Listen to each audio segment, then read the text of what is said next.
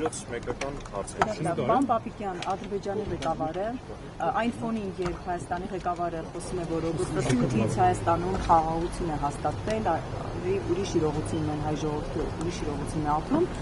այդ ֆոնին Ադրբեջանի ղեկավարը խոսում է Հայաստանի շրջաների մասին, ասում է, որ ադրբեջանական ծագում ունեն, պատմություն է ցույց տալիս եւ քարտեզի վրա չկա Սևան, կա Գոյչա, չգիտեմ ճիշտ ասի թե չէ նրա այդ ձևակերպումը, արդյոք սա տարածքային նկարտում չէ Հայաստանի նկատմամբ, դուք ինչպես եք մեկնաբանում Ադրբեջանի ղեկավարի այս բացատրույթ մեկնաբանությունը։ Անկեղծ ասած, ես սովորություն չունեմ մեկնաբանել մի բան, որ ինքս չեմ լսել կամ չեմ կարդացել։ Ես ինքս կկարդամ ըստ անհրաժեշտության մյուս առիթի ժամանակ դրանք պատասխանեմ, բայց այն որ